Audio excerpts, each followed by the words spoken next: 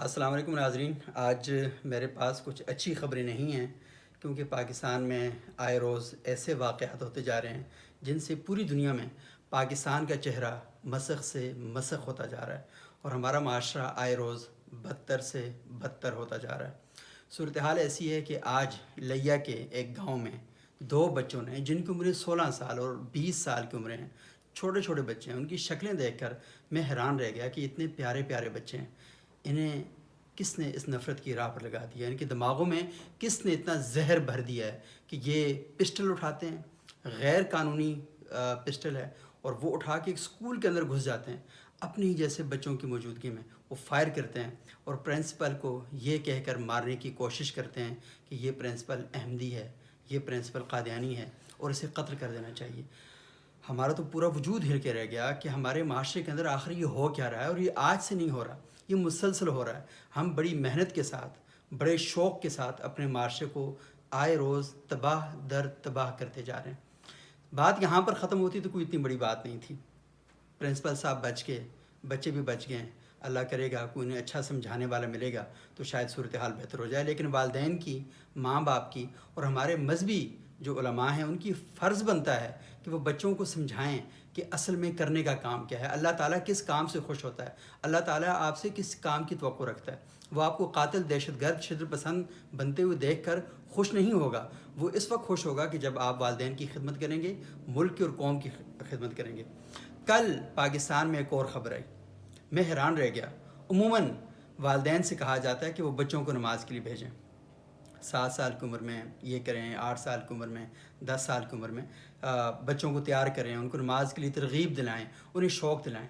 کل پاکستان میں، بلکہ شاید میری معلومات کے مطابق یہ مذہب کی تاریخ میں ایک انوکھا واقعہ پیش آیا کہ ایک بیٹے نے اپنے والد کو فجر کی نماز کے لیے جاگنے نہ جاگنے پر اینٹ مار کر ہلاک کر دیا. یعنی بیٹا اٹھ کر باپ کا باپ بننے کی کوشش کر رہا ہے. ہم کس قسم کی سوسائٹی جو ہے وہ پیدا کرتے جا رہے ہیں. آج سے کچھ عرصہ پہلے کی بات ہے، پاکستان میں ایسا واقعہ پیش آیا تھا. ایک مولوی صاحب تقریر کر رہے تھے اور تقریر کرتے ہوئے انہوں نے کہا کہ وہ شخص جو ختم نبوت پر ایمان رکھتا ہے وہ ہاتھ کھڑا کرے. ایک بچہ سویا ہوا تھا، وہ نیند کی حالت میں تھا، وہ ہاتھ نہیں کھڑا کر سکا. لوگوں نے اس کو جھنجھوڑا، جگایا، اور بچے کو جب پتہ چلا کہ اس نے اتنی بڑی گستاخی کر دی، وہ گھر آیا، ٹوکے سے اس نے اپنا ہاتھ کاٹ دیا. یہ صورتحال ہم اپنے معاشرے کے اندر پیدا کرتے جا رہے ہیں اور انتہائی افسوسناک صورتحال ہے. آج فیصل آباد میں ایک اور واقعہ پیش آیا کہ ایک لڑکی نے دوسری لڑکی کو قتل کر دیا اور خود اپنے سر میں گولی مار دی. وجہ کہ اپنے دوست سے ملنے نہیں دے رہی تھی وہ. تو یہ جو واقعات ہمارے ملک میں آئے روز پیش آ رہے ہیں، میرا خیال یہ ہے کہ ہمیں اپنے گھر میں ڈائلاگ کلچر شروع کرنا چاہیے. موبائل کا استعمال بہت مزے کا ہے، لیکن آپ کے بچے موبائل پر کیا کیا پڑھ رہے ہیں، کیا کیا دیکھ رہے ہیں، یہ آپ کو پتہ نہیں چل رہا. کم از کم پیرنٹس کا یہ فرض بنتا ہے کہ وہ رات کا کھانا بچوں کے ساتھ کھائیں، ان سے گپ شپ لگائیں، ان سے بات چیت کریں، ان سے پیار محبت کریں. اور بیٹوں کو، کم از کم بیٹوں کو اور بیٹیوں کو یہ ضرور بتائیں کہ تمہارے ساتھ کہیں پر بھی کوئی مسئلہ ہو رہا ہے تو ہم تمہارے والدین ہیں، آپ آؤ ہمارے ساتھ بات کرو. آپ کو یاد ہے کہ گزشتہ دنوں لاہور میں ایک واقعہ پیش آیا کہ ایک لڑکی کو اس کا بوائے فرینڈ وہ پریگننٹ ہو گئی تھی اور اسے وہ ہاسپٹل لے کے جا رہا ہے اور پیچیدگی پیش آ گئی، بچی فوت ہو گئی. کاش وہ بچی اپنے والد سے بات کرتی، کاش اس بچی کا بھائی، اس بچی کی ماں گھر کے اندر ایسا ماحول کریٹ کرتے کہ بیٹی سے اگر غلطی ہو گئی تھی تو وہ آتی بیغم ہو کے اپنی ماں کے کندھے پہ سر رکھتی اور کہتی ماں مجھ سے غلطی ہو گئی، مجھے بتاؤ میں کیا کروں. لیکن ہم نے بات کرنے کا ماحول نہیں چھوڑا. آپ بدنامی سے بچنے کے لیے سارا کچھ کرتے ہیں، مجھے بتائیں اس سے بڑھ کر اور بدنامی کیا ہو سکتی ہے؟ بدنامی اس معاشرے کی ہوتی ہے جس معاشرے میں آپ بات نہیں کرتے، آپ بکواس کرتے رہتے ہیں، آپ غیرت کے نام پر جیلی قسم کی چیزیں اپنے معاشرے کے اندر سجا کے پیش کرتے ہیں اور بڑے شوق سے کہتے ہیں کہ یہ ہمارا مشرق ہے. یہ مشرق نہیں ہے، اور یہ مشرق کے نام پر ایک بدترین دھبا ہے. ان ساری بری خبروں میں ایک اچھی خبر بھی ہے جو اگرچہ کہ بری خبر کے ڈھیر سے برآمد ہوئی ہے لیکن وہ ہے بہت اچھی. اور مجھے اتنی خوشی ہوئی آج وہ خبر سن کر اس سارے غمزدہ ماحول کے اندر کہ میں نے سوچا کہ اس کو ضرور آپ کے ساتھ شیئر کرنا چاہیے. میرے ساتھ پنجاب اسمبلی کی رکن ہے مومنہ وحید صاحبہ، اور شی از ویری ٹیلنٹڈ، بہت زبردست ہیں، بڑے کھل کر اپنے خیالات کا اظہار کرتی ہیں. اور ان کا جو موقع ہے نا، یہ ان لوگوں کے منہ پر سیدھا جا کے لگتا ہے جو سوسائٹی کے اندر فتنہ پروری کرتے ہیں، انتشار پھیلاتے ہیں. بہت شکریہ مومنہ آپ کا. اچھا، مومنہ صاحبہ نے آج بڑا زبردست کام کیا، صوبائی اسمبلی میں ایک قرارداد پیش کی اور وہ اس متعلق تھی، بلکہ میں چاہوں گا کہ آپ خود بتائیں مومنہ وہ وجہ کیا بنی کہ آپ خواجہ سراؤں کی حمایت میں اتنا زبردست قسم کی آپ قرارداد لے کر آ گئی اسمبلی میں؟ سب سے پہلے آپ کا بہت شکریہ اپنا قیمتی وقت دینے کے لیے، اور اس ایشو کے اندر سے اچھی بات ہے کہ ہم بہت کم ایسے لوگ ہیں جو بہت زیادہ بہت بڑے منفی سینیریو میں سے کوئی مثبت چیز ڈھونڈ نکالتے ہیں۔ آپ کا بہت شکریہ کہ آپ نے اس خبر کو خبر سمجھا۔ بنیادی طور پر ہوا یہ تھا کہ ہمارے ایک خواجہ سرا ہیں جن کا تعلق لاہور سے ہے، ویسے وہ ٹوبہ ٹیک سنگھ سے تعلق رکھتے ہیں۔ صحیح۔ ان کی تعلیم ہے جی، ماسٹرز کیا ہے انہوں نے، ایم فل کر رہے ہیں، آخری سیمسٹر ان کا چل رہا ہے، اور پنجاب گورنمنٹ کے اشتہارات آئے تھے کسی ادارے میں لیکچرشپ کے لیے، انہوں نے اپلائی کیا، تو جو ہمارے ڈائریکٹر صاحب ہیں PPSI کے، انہوں نے یہ کہا کہ جی آپ چونکہ خواجہ سرا ہیں تو آپ اس کرائیٹیریا پہ پورے نہیں اترتے اور آپ اس نوکری کے اہل نہیں ہیں۔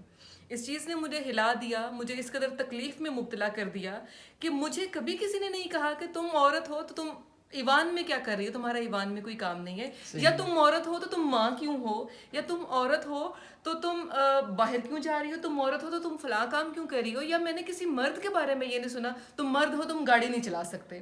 مطلب ایک خواجہ سرا کو اس کے جینڈر کے اوپر اس قدر تضحیک اور توہین کا سامنا کرنا پڑا کہ میری اس سے بات ہوئی، اور اس کو لگ رہا تھا کہ جیسے زندگی میں اب کچھ نہیں بچا نا، میں نے پڑھ لکھ بھی لیا، میں ناچ گانے کی طرف نہیں گیا، میں نے عزت سے زندگی کو جینا چاہا، لیکن مجھے قبول نہیں کر رہا معاشرہ، اور لوگوں کا پہلا رویہ جو اس نے دیکھا اپنی تعلیم مکمل کرنے کے بعد وہ یہ تھا کہ اس کو دوبارہ سے یہ کہا گیا کہ تم خواجہ سرا ہو تو تم بالکل بھی اس جاب کے لیے اہل نہیں ہو۔ میری خیر اس سے بات ہوئی، وہ بہت مشکل سے ہم چند دوست مل کے اس کو ہم نے مایوسی سے نکالا، اس کو ہمت دلائی کہ ہم تمہارے ساتھ کھڑے ہیں۔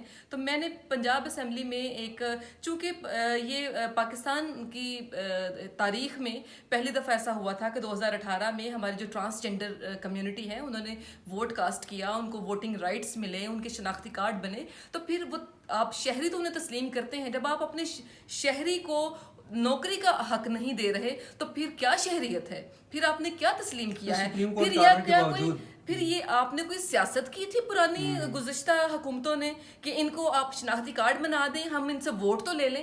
تو میرا سب سے بڑا یہ تھا کوشش کام کرنے کی کہ اس بارے میں جو لیجسلیشن ہوئی تھی اس کے اوپر عمل درآمد کیا جائے، اگر آپ نے ان کو شہری بنایا ہے تو ان کو شہری تسلیم کریں، ان کا نوکریوں میں، سرکاری اداروں کی نوکریوں میں کوٹا مختص کیا جائے، بالکل اسی طرح سے جس طرح سے معذور افراد کا ہے، ہمارے کھلاڑیوں کا ہے، ہمارے بہت دوسرے شعبہ ہے زندگی سے تعلق رکھنے والے لوگوں کو بہت ریلیکسیشن ملتی ہے، کوٹے کی جاب مل جاتی ہے۔ آپ یہ ہیں کتنے، اور اس کے بعد یہ پڑھے لکھے کتنے ہیں، اور اگر یہ پڑھ لکھ گئے ہیں تو ان کو اس طرح سے ڈسکریج نہ کیا جائے، ان کو انکریج کیا جائے تاکہ زیادہ سے زیادہ خواجہ سرا جو ہیں وہ پڑھنے لکھنے کی طرف آئیں، اور ایک قابل عزت جو ہے لائف سٹائل وہ بھی ان کو ملے۔ ان کا پورا حق بنتا ہے کہ ان کو وہ معاشرے میں سر اٹھا کے جئیں۔ ہمارے ہاں ان کے جو متعلق رویہ ہے وہ بہت افسوسناک ہے، اس رویے کو بدلنے کی بھی ضرورت ہے۔ میں یہ دیکھ رہا ہوں آپ جب بات کر رہی تھی پتہ میں ایک اور بات سوچ رہا تھا جی، آپ نے کہا نا اس نے ماسٹر کیا، اس نے ایم فل کیا، میں یہ سوچ رہا تھا وہ جو خواجہ سرا تھا وہ پہلی کلاس میں پڑھنے کے لیے گیا ہوگا، وہ دوسری میں گیا ہوگا، ہمارا جس طرح کا معاشرہ ہے اس پر کس طرح واضح کسی ہوں گی، بالکل اس نے کبھی کیا کہا ہوگا، اس نے کیا کچھ صورتحال کہ ایک اچھی زندگی میرا انتظار کر رہی ہے، میں یہ امتحان سے بھی گزر جاؤں، اور وہ اچھی زندگی اس کو اس نے چیخ کر اپنے آپ کو باہر نکالا اس سارے ماحول سے، اور ماحول سے نکل کے باہر آیا تو اسے وہی گندا ماحول آگے پھر بھی مل گیا، اور وہ ٹائی کوٹ پہنے ہوئے تھے، وہ بڑے زبردست قسم کے لوگ تھے، بڑے بڑے عہدے تھے، بڑے بڑے ٹائٹل ان کے نام سے لگے ہوئے تھے، انہوں نے بھی اس کے ساتھ وہی کام کیا جو معاشرے کے پست ذہنی طور پر پست طبقات کرتے ہیں۔ لیکن میں نے دیکھا یہاں خواجہ سراؤں کا اتنا بڑا کنٹریبیوشن ہے، یہاں پہ اسلام آباد میں ایک بچوں کا مدرسہ خواجہ سراؤں نے کھولا۔ اچھا وہ جو سوسائٹی کے اندر دیکھیں یہ خواجہ سرا کرتے کیا ہیں، یہ ڈھول بجاتے ہیں، یہ رقص کرتے ہیں، یہ موسیقی کی محفلیں برپا کرتے ہیں، یہ تتلیاں ہیں ہمارے معاشرے کی، کوئی باغ تتلیوں کے بغیر کب کہاں خوبصورت، میں نے ان کو دعائیں دیتے صحیح اور خوشیاں بانٹتے دیکھا ہے ہمیشہ، اور آپ یہ کہہ رہے ہیں کہ جو بھی اس نے فیس کیا اتنے سالوں میں، جب وہ پڑھتا لکھتا رہا اور اس کا ایک خواب تھا نا کہ ایک اچھی زندگی شاید میرے انتظار میں ہے، تو اچھی زندگی کی ابتدا اس طرح سے ہوئی ہے. لیکن میرا فیضی سے وعدہ ہے کہ اس کی زندگی ایسی نہیں رہے گی. اس کو جاب بھی ملے گی اور اس کے ساتھ جتنے ساتھی کوالیفائی کرتے ہیں، جہاں جہاں پہ کوالیفائی کرتے ہیں، ان کو نوکری ملے گی. دوسری بات یہ کہ اس قرارداد میں ڈائریکٹر صاحب کے رویے کے بارے میں مذمت بھی کی گئی ہے اور پورا ایوان اس کی مذمت کرے گا انشاءاللہ. کل قرارداد ہاؤس میں آئے گی، اس پہ بات ہوگی اور پھر ہم دیکھیں گے کہ کون کس طرح سے ہمارے اس کمیونٹی کے آگے کس کس طرح کے بیریئر کھڑے کر سکتا ہے اور کھڑے کرتا ہے آگے.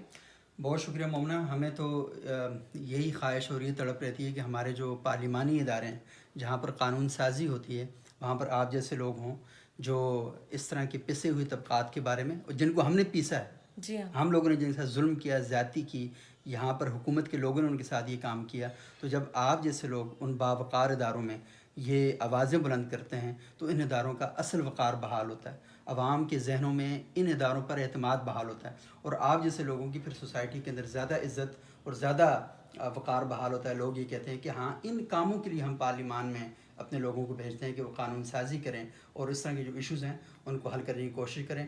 بہرحال بہت شکریہ. اور مجھے لگتا ہے کہ کل جب ایوان میں یہ قرارداد پیش ہوگی تو ہماری جو ساری خواجہ سرا کمیونٹی ہے، جو ہمارے بھائی ہیں، ہماری بہنیں ہیں، ہمارے بچے ہیں، اور وہ سارے بڑے خوش ہوں گے کیونکہ ہم نے تو ان کو کبھی موقع نہیں دیا کہ تم ہم نے ہمیشہ ان کو پنجرے میں رکھ کے یہ کہا کہ اس کے اندر تمہیں آزادی حاصل ہے. ہم نے اپنی خوشیاں سیلیبریٹ کرنے کے لیے انہیں ضرور بلایا، لیکن ان کی خوشی کس چیز میں ہم نے یہ کبھی نہیں دیکھا. پوری سوسائٹی اس چیز میں قصوروار ہے، کسی ایک کا قصور نہیں ہے. اور یہ ہمارے ہاں یہ رویہ بن گیا ہے کہ خواجہ سرا کی شاید عزت نہیں ہے یا کرنی نہیں چاہیے. یہ بہت افسوسناک ہے اور اس رویے کو ہم بدلیں گے انشاءاللہ. بہت شکریہ مومنہ. آپ کو میں ایک مزے کی بات بتاؤں آپ کو. جب میں پیدا ہوا میری والدہ نے بتایا تمہاری مبارکباد کے لیے سب سے پہلے یہ خواجہ سرا ہے. بہت اچھی بات. تو مجھے تھوڑی سی ہمدردی ان کے ساتھ اس وجہ سے بہت زیادہ ہے. بہت شکریہ ناظرین. بری خبروں کے ساتھ ایک اچھی خبر بھی آئی ہے، لیکن بری خبروں کو ہم نے مزید بڑھانے نہیں دینا اور اچھی خبروں کا سلسلہ اسے سوسائٹی کے اندر آئے روز پھیلاتے جانا. بہت شکریہ.